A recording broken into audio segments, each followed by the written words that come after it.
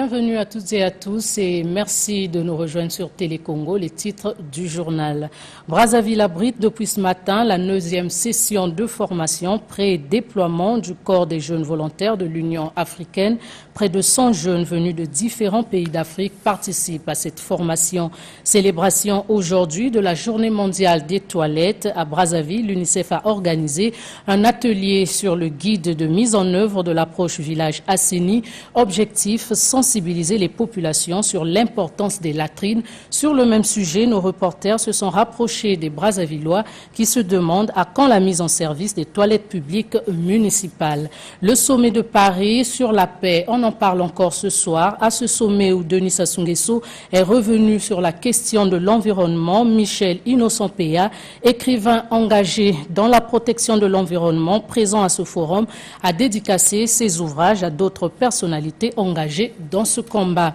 Le préfet de la Cuvette Ouest appelle les populations d'Oyabi à l'apaisement suite au conflit qui les oppose à la société. Excursion pour les élèves des écoles primaires et collèges situés aux alentours de la réserve naturelle de gorilles de Lesioluna, c'est dans le département du Poul.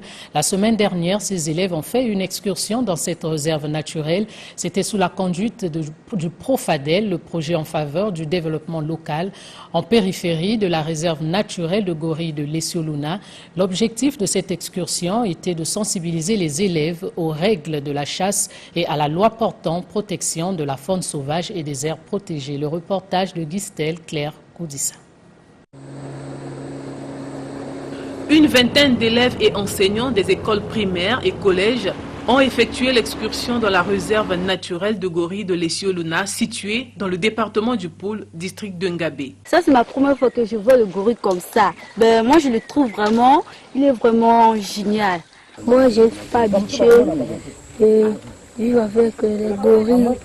C'est ma première fois que je vois les gorilles en face à face. Mais je regarde souvent au télé, comme le gorille mange, comme il marche. Au cœur de la Lesio et la Luna, ainsi que ses environs, les grands singes ont besoin de plus d'attention. Ici, Kébou, Kouyou, Kongou, Sid et bien d'autres gorilles relâchés dans la nature suscitent l'admiration des visiteurs.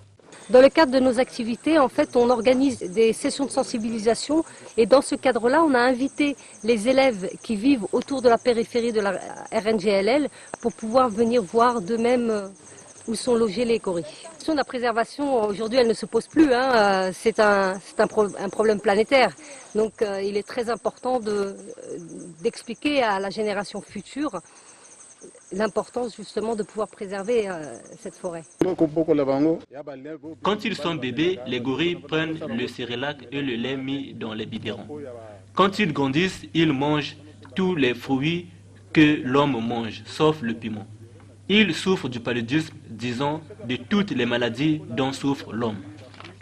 La préservation des écosystèmes, le développement de l'écotourisme, la sensibilisation sur la réglementation de la chasse et la loi 37-2008 portant sur la protection de la faune sauvage et des aires protégées, telles sont les missions du Profadel.